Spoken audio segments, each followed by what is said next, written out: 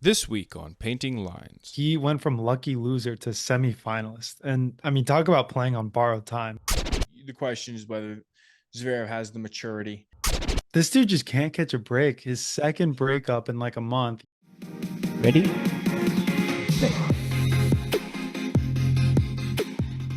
Welcome back to another episode of Painting Lines. Last week we discussed the future of tennis in the Sinner-Alcaraz era. Sinner-Alcaraz, do we like that? Sinner-Alcaraz? It's okay. I mean, it sounds like they're in a relationship though. So Yeah, it's no Fadal, but we're making do. yeah. But anyway, this week we had three tournaments going on. So we'll touch on DC, Kitzbuhel, and Umag. Then we will kickstart the first Masters 1000 on the road to the US Open with a Toronto preview. Just a quick reminder, we do have merch available. You can find our website in the link in our bio. And as always, feel free to like and subscribe. It's a great way to show your support for the show. All right, let's jump in here, Aiden. What do you think about these random 250 clay tournaments right after Wimbledon? Like, I feel like they should just make the grass season longer or do hard courts because these clay tournaments are so random. Yeah, it is weird that they go back to clay. I mean, I don't understand the surface choice, but I do understand why they have like that level of tournament.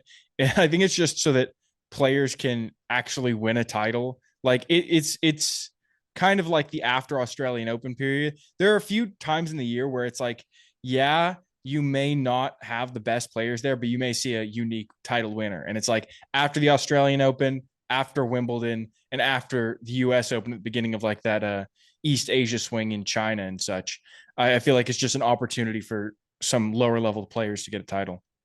Yeah, definitely. And I feel like it puts kind of other players in a bind. So take the Europeans. I feel like like if they choose to play in DC, they're probably in the US for the rest of the summer, right? I mean, then you have, I guess not in the US, but in North America at least, because then you have Toronto, then you have Cincinnati, and then the US Open.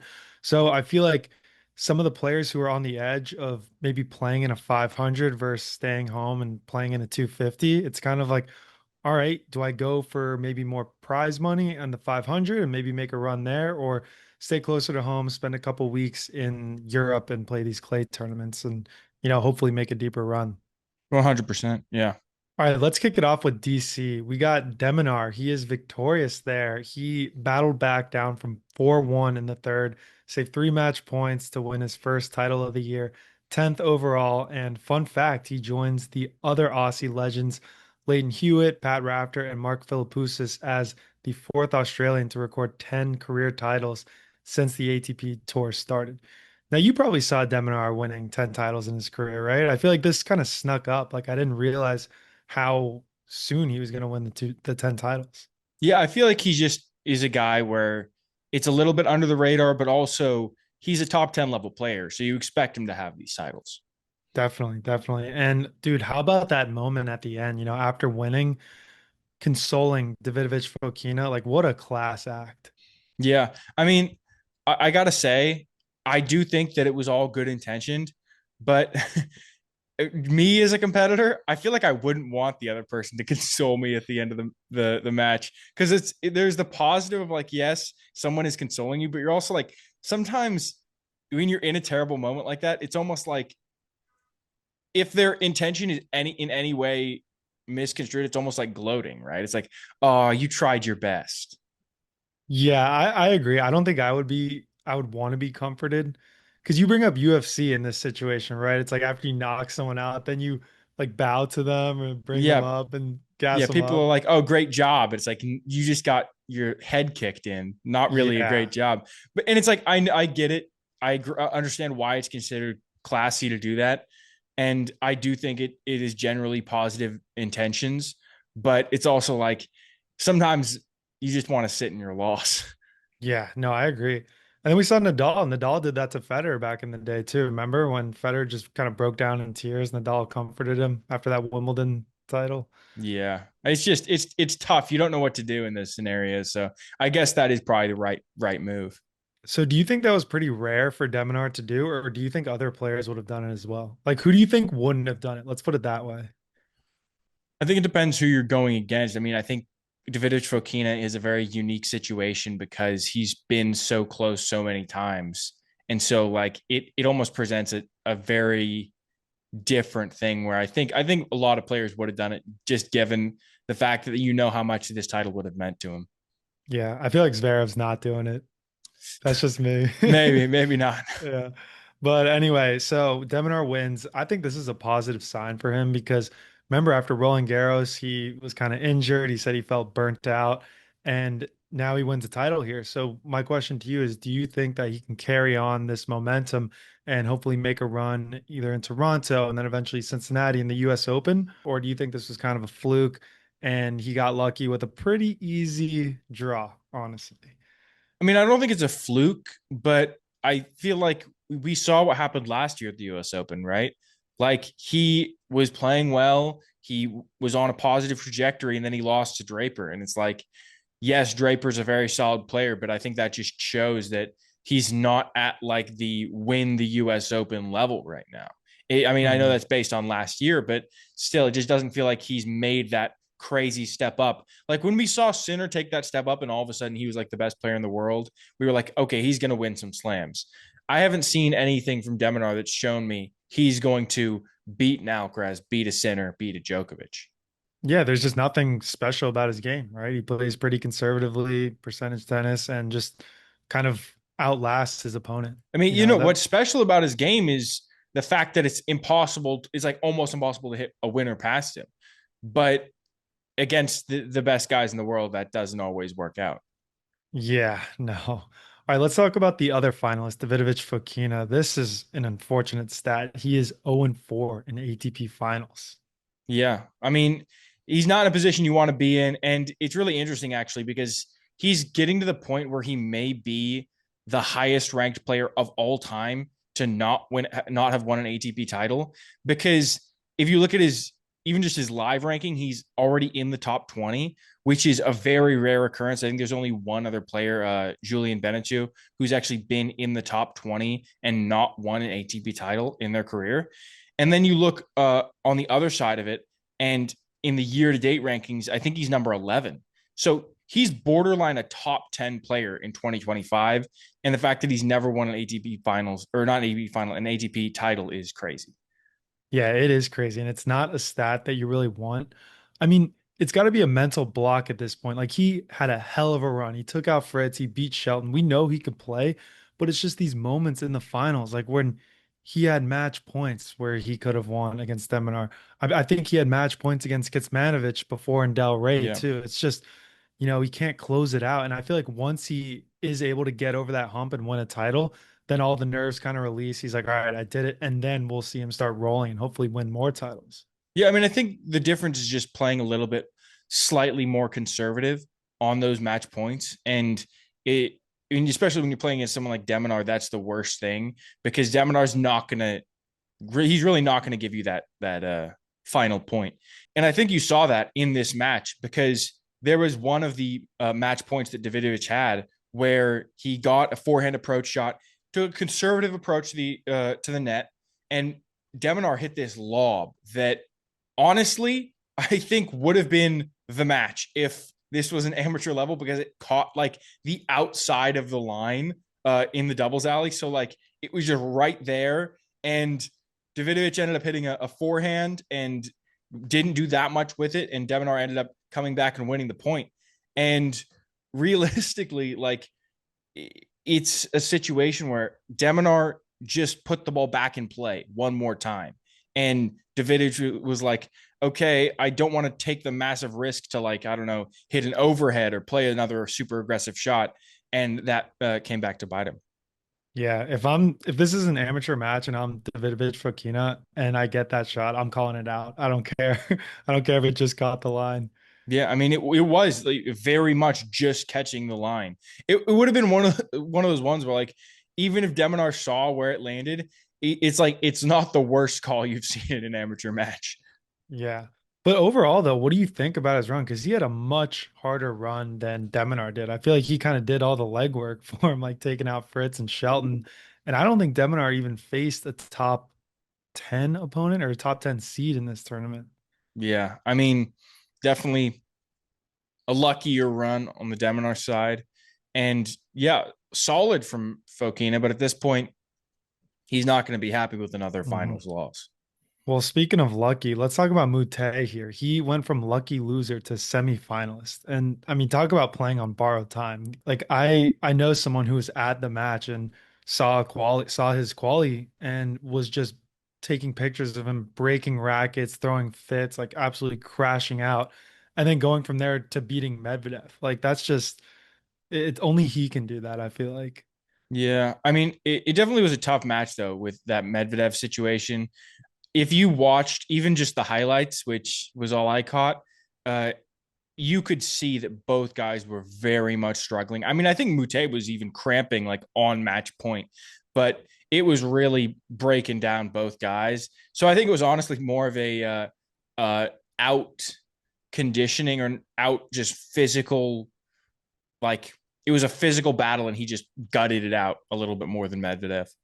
Yeah, it's got to be pretty gross, like summer in DC, all hot and humid, and it rains a lot too. So just Yeah, very uncomfortable for both of the players. And hey, Mute got it done. So 100%. Yeah. good for him. And then just a couple other headlines here. Lerner 10 beats Rublev, beat him pretty good too, 5-2. Are you surprised or are you kind of expecting this at this point? I'm not expecting it, but like it's kind of in the middle of what your two suggestions were, right?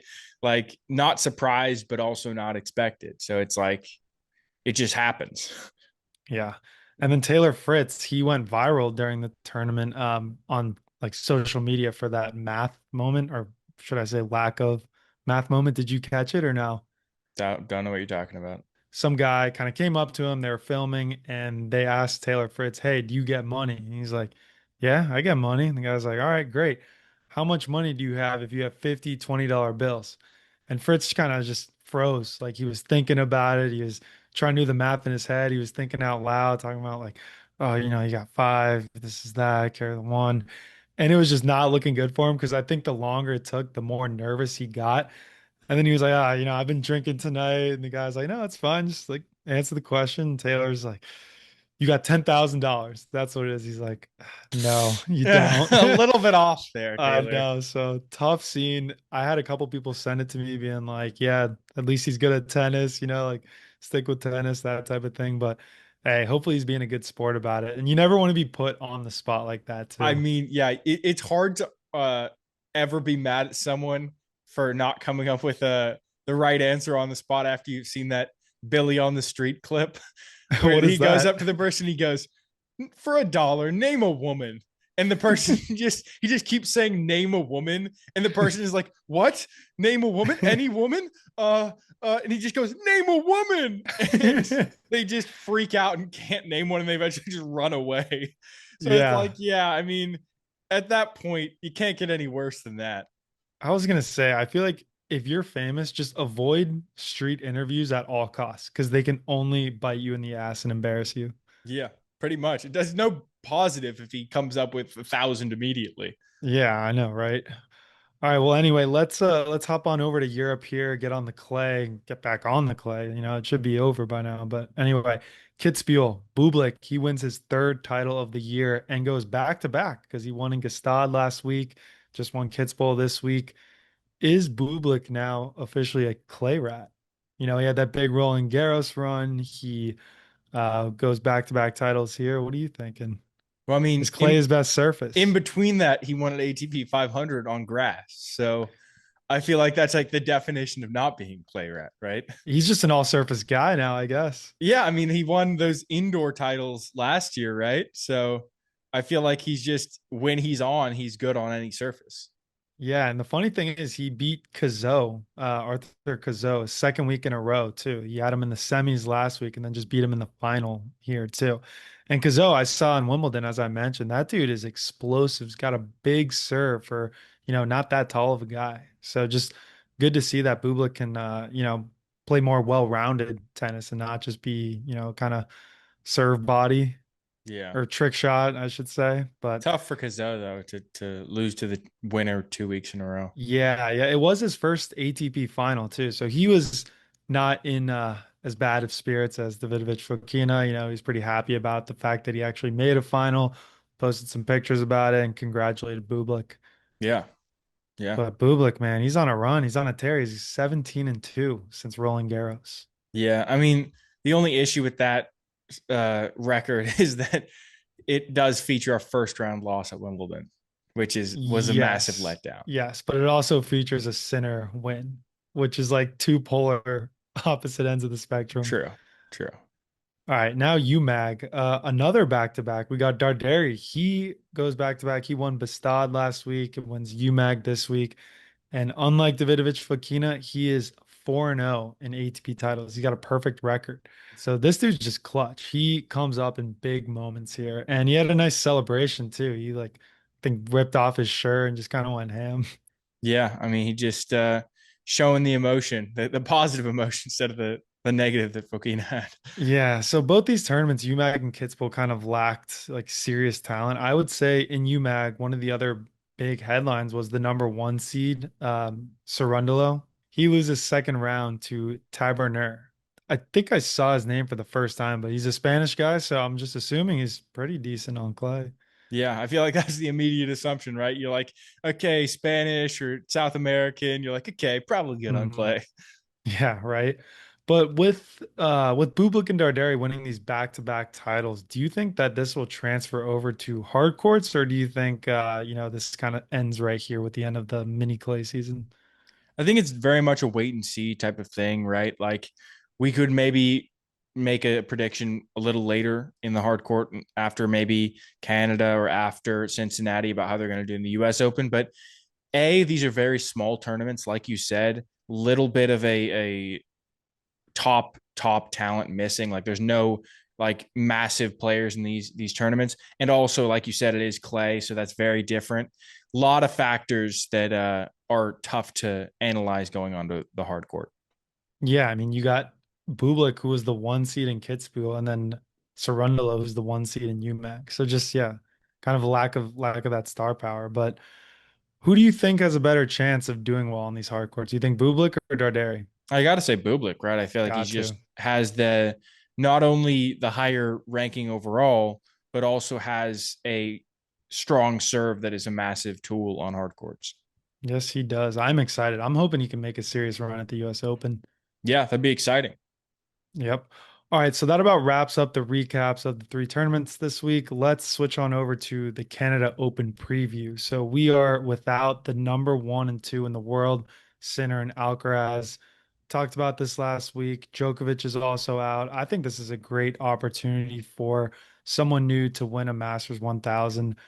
Do you have any ideas? Like, who do you think who's your go-to here? Dark horse to win it. Dark Um, horse. maybe someone like a Umber, just Okay, I could see. Yeah, ultimate under the radar guy. We never talk about him, and then when nobody expects it, he comes out. yeah. But yeah, I don't really know. I feel like you said, it's very much a wild card in this tournament. I mean, so many top seeds are missing. Not even just those top three guys, but also like no Draper, and you just have to go back really far to find a tournament like this where it's just completely up in the air. Oh yeah, totally. So top four seeds: Zverev, Fritz, Musetti, Shelton. Now, do you think that it's going to be one of these guys to win the title or someone new? So essentially, are you taking one of these four or the field? I mean, I wouldn't be shocked if one of the top four won it, but if I had to pick, I would take the field, to be honest. Just based on the fact that, like, if you look at these four guys, Zverev is the only one that's won a Masters title, like in the last 3.5 years. Obviously, Musetti and Shelton are kind of newer to the scene, but Fritz, it's like maybe it just feels very much like he's probably going to lose at some point. Zverev, he could lose in the first round. They just don't feel like guys that you're certain you're gonna see in the semifinals. Then again, Shelton, I feel like could be a strong. I feel like he's the most interesting of those top four. I agree. I would like to see him break out and win a Masters 1000 out of everyone here. What do you think about Poprin? You think he has any chance to defend his title? Like if you were to put a percentage, what would you give? I mean, I just got to say, really not promising. That's what I'd say. I mean, if you took away his points from last year, he's hypothetically like outside of the top 50 in the world. So he had that crazy run last year. It was a crazy run then. And it hasn't been like, oh, that was his breakout moment. It was like, oh, that was just a very much an anomaly. Yeah, you know what So was really annoying about that? He wins the Canada Open, he beats Djokovic at the US Open, and then I'm thinking, dude, Popperin is the man. I'm betting on him. I'm like thinking now, I had it fresh in my head how good I thought he was going to be, and then it's just like that was not the case, you no, know? yeah, So it now, was like in the like you said, it's crazy because it wasn't just a one time thing. It was like great performance, another shock win, and then he just disappeared. yeah, yeah, I know. How about Fonseca? I saw Fonseca lose today, so now people are kind of like hard on him on social media. Oh, well, yeah. I mean, I don't know about Fonseca, but I was just thinking, I just realized what month are we coming up on, though? We are coming up on August. It's August. You know what month that is? That's the month of Tiafo. Is that That's the Tiafo? Tiafo month. We got to be looking out for him, right? I feel like he always does really well in that August swing leading up to the U.S. Open. Oh yeah, can't count him out. I can't wait till I start seeing his face all over New York City too. Yeah, exactly. I mean, he's gonna Glad. like he's just gonna somehow make the semifinal again of the U.S. Open. Yeah, he loves the big moments, this guy. Yeah, but only in North America. Yeah. All right. So how about Artur Fils? He's returning after I think the first time since Roland Garros. He had that back injury. Do you see him making a run here, or do you think he's kind of, middle of the pack, maybe not exactly top form? I mean, he did solid in Indian Wells, so he has that sort of pedigree on hard court. But like you said, he's coming back off an injury, so kind of kind of like what we were saying with Bublik and Darderi. It's just a question mark, right? Like you have to a little bit get a feel for how they're playing first before you make a bold prediction. And I'll get into this a little later, but I do think he may be coming back a little early just because it is a Masters 1000 tournament. And we've mentioned this before that you need to play a certain amount of Masters 1000s in one season to actually get a bonus. And I feel like he and Tsitsipas might be coming back early just to play this, just to kind of, get that end of the year bonus. But they both had the same back injury too. Yeah, it's tough if that's the situation. Yeah, well, in other news, Pospisil, he retired. He is 35 years old. I kind of thought he was already retired, maybe like just playing doubles, but I think being Canadian, he wanted to make it special or retire at the Canada Open. They had a nice ceremony for him. So good for him. Think he had a pretty good career. I know he's doing a lot with the Players Association that he founded. Yeah, I mean, I think he was a very good doubles player. In singles, he's on ironically kind of a very similar guy to Davidovich Fokina in that he actually reached the top 25 in the world in singles, but never actually won a title. So a little bit of irony there that we're talking about Fokina so much, and now we're talking about Pospisil retiring. But yeah, I mean, he's a guy where he was sort of a staple of tournaments for a long time. Like you saw him in a lot of big tournaments, but never was really a top 10 level guy, obviously. Yeah. So what do you think about his career? Like overall, top 25 player, but no titles. Like that is definitely a success, right? I mean, you play enough tennis to get into the top 25. Like you don't need to, base your career on how many titles you've won. I think this is a good career. He won a lot of matches, was a top 25 ranked player in the world. Like all in all, good career. Or do you think it should be, oh, he didn't win any titles, so it's not Well, great? I mean, I think realistically, we're talking about how he's going to discuss his career, right? And I think being able to say after your career that you were a top 25 player in the world, that's pretty cool. Nobody asks, "Oh, did you ever win Kitzbuhel?" Like that's not as big of a factor as your ranking, I feel like. And so I think it's definitely a success. Yeah, those trophies, are pretty weird too. So Yeah, exactly. doesn't make your house look any nicer. Yeah. But anyway, I think that about wraps up the preview here. So anyway, you ready to hop into segments here, Eric? Yeah, let's do it. Hey guys, before we jump in, we have some exciting news. We recently partnered with TruePro. They're a great place to buy strings, grips, and tennis apparel. Use discount code Painting Lines, that's one word, for 20% off store wide. You can find the link in our bio. Sounds good. What's new in tennis? What did you see this week? Dude, I saw another nasty breakup. We got Tsitsipas parting ways with his coach, Goran Ivanisevic. I feel like this lasted 2 months. And, after Ivanisevic's comments about calling Yeah, Tsitsipas the not most unfit surprising. player, yeah, I mean, it was only a matter of time, too. But this dude just can't catch a break. His second breakup in like a month, he breaks up with Paula Baldosa, then his coach kind of shits on him, then he breaks up with his coach. And then to make things even worse, he's going back to his dad, who is, it got him to two Grand Slam finals, granted, but still just the most toxic relationship. Like Tsitsipas has even gone out in public and said that he hated tennis when he was being coached by his dad. Like he was in a dark place. He didn't know where he was mentally.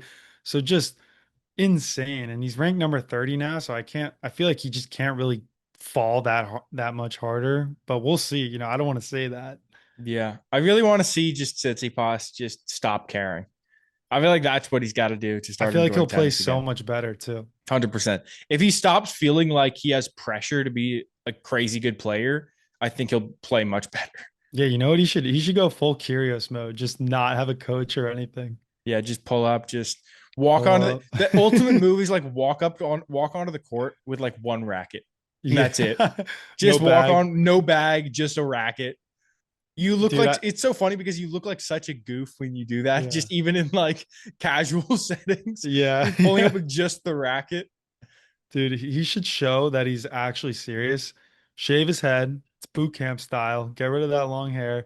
Maybe even shave the mustache, but keep the beard, and he's just ready to go. He'll No intimidate mustache his but the beard. no Was he mustache with the Amish? beard. No, yeah, well, it's just intimidating. Like the opponent will be like, "What the fuck? This guy's scaring me." Yeah, it's a Just bold move. bold move. Yeah. Anyway, what about you? What did you see this week? I mean, I also got some coaching news, I guess. Zverev is now kind of considering bringing uh, a Nadal into his camp, but it's not Rafael. It's Rafa's uncle, Tony, who is Rafa's coach, as some sort of partnership. Apparently, he spent some time in Mallorca after Wimbledon. He had talked to Tony on the phone after his loss, and I'm just this seems like an interesting partnership possibility, right? Because Zverev is a guy where, unlike Tsitsipas, he hasn't fallen that far. Like he's still one of the top five players in the world. He just can't get it over the edge. He just can't win the Grand Slam. And I feel like this is what you're looking for is that Grand Slam experience. Even if it isn't Rafa, it's a guy that was with Rafa every single one of his Grand Slam finals. Yeah, I kind of, you know, mentioned that Zverev wouldn't have consoled Davidovich Fokina earlier on in the episode. And I feel like this coaching relationship, if it does happen, isn't going to last long. I just feel like Zverev and them are gonna have some kind of falling out and like it's not gonna work. It's not gonna end pretty. But that's just pure speculation on my end. Yeah, I think the question is whether Zverev has the maturity, and it's been hard. I mean, Tsitsipas has had like five coaches. Runa has had five coaches. It's tough with these volatile guys whether or not they'll be able to actually productively take advice. Yeah, my favorite Tony Nadal moment was Breakpoint Netflix season one, where he was coaching FAA and FAA was playing Nadal, and Tony Nadal like couldn't decide who he wanted to win, so he didn't even go to the match and watch it. And I'm just thinking like, dude, I feel like as a coach, you have to root for your player no matter what and be behind them. So if you're FAA, you're kind of just like, well, shit, I'm on my own this match. My coach doesn't want me to win. Yeah, I mean sometimes there's like weird crossovers like that in sports. Like Yeah. I know in Formula One right now, one of the drivers on the grid is this guy, all-time great driver Fernando Alonso, and he's like 45 years old.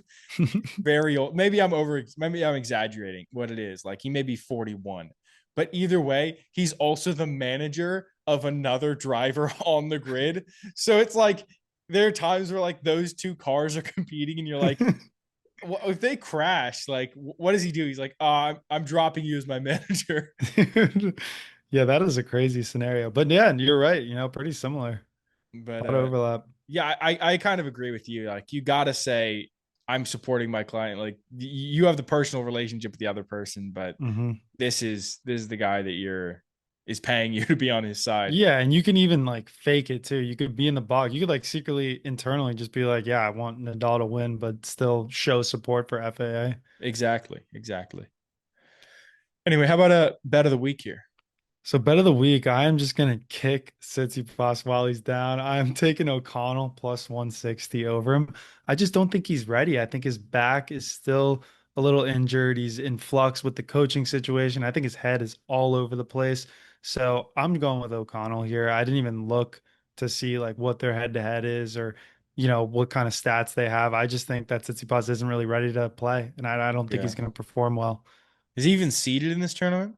Yeah, he's actually at 23, so I feel like that goes to show that there's a lot of guys missing. Yeah, and the bias, right? Like, that's probably why he's the favorite against O'Connell here. Yeah, these are just great odds to exploit. I feel like there's a couple other good ones too. Like I was pretty tempted to bet against Rublev as usual. I honestly wanted to borderline root for Runa against GMP just because the odds were so close. I was like, I feel like he still should be more favored than this, but Yeah, and maybe I'm wrong. GMP's been struggling Yeah, too. GMP is very volatile, right? I mean, I guess Yeah. both guys are though, right? Yeah, both guys. And but what about you? Who are you taking this week? I'm going with an interesting prop bet here. I'm going with Opelka against Mahach plus 120 to go over 10 and a half games in the first set. So a little bit convoluted, but I just feel like when Opelka is fresh, it's really tough to break his serve. Uh, and actually, I was looking at initially the tiebreak bet, but they were actually Not worth it. favored. They were favored to go for it to a tiebreak.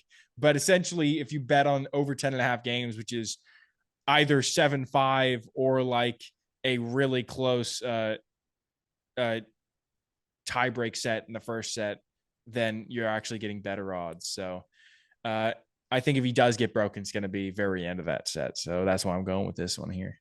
Man, I love that bet. I am gonna ride that with you because I like how resourceful it is about how, you didn't get that great of odds with the tiebreak, but this is kind of another way around that of like betting the tiebreak and getting, better odds. Yeah, exactly, exactly. And it's like I feel like he's way more likely to happen in that first set when they're both fresh. Yeah, definitely. Who knows? Maybe Mahat's shorts will ride up, give him a wedgie, and he won't Yeah, play as well. yeah. We know you never know. Yeah, maybe Uh, something will fall out of the bottom. yeah, I don't know, dude. But how about match of the week? Match of the week. I'm going with Davidovich Fokina taking out Fritz in the quarters. So this was a tight match. Fokina took the first in a tiebreaker. Then Fritz battled back, won the second 6-3, forced it to a third. Then I thought the momentum had completely shifted at this point. Fokina looked pretty dead. Fritz had just won the second set. I thought for sure Fritz was going to win the match. But then Fokina bounced back, tight third set, 5-all. Davidovich Fokina was able to break at 5-all in the third and then closed it out 7-5. This was a good revenge match because Fritz had just beaten him a couple weeks prior in Wimbledon. And these guys actually play, a decent amount. There's a good rivalry brewing. So it is, let's see, it's a 4-3 head to head. Davidovich Fokina is actually in the lead. And I just think is good win because it's hard to beat Fritz on a hard court in his home country in a big moment. So hats off to him. May not have won the title, but still, he won my match of the week. There we Yeah. go. Yeah. I mean, it's one of those things where like sometimes you get those random matchups that happen more often. Like feels like Greek sport always plays Zverev. Yeah. Yeah. Right. All right. What about you? What was your match of the week? Yeah, I mean, I got to say that my match of the week is just that Washington final. You already talked about it, but crazy close match. Fokina was a point away, honestly, an inch away from winning the title. And I think it's just insane that you can get that close and not have it go your way. But I like I said earlier, Deminar is probably the worst player for Fokina to play in that match because he's not going to give you anything, and he put that on full display in this match, which is really fun to watch when you're rooting for him, but not fun if you want Fokina to win. Yeah, I kind of knew that was going to be your match of the week, just especially You being a Deminar fan, and then the fact that he did come back from 1-4 in the third set. Like people, were talking about Davidovich Fokina blowing the third set, but I feel like if you reframe it, Deminar battled back and came back and made it, a match. So saved the 3 match points. That's hard to do. That's very impressive on his part.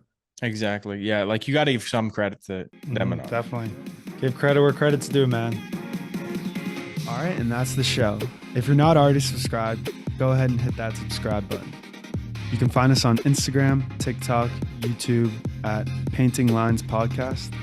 Feel free to shoot us a DM or email us any questions or thoughts at paintinglinespodcast@gmail.com.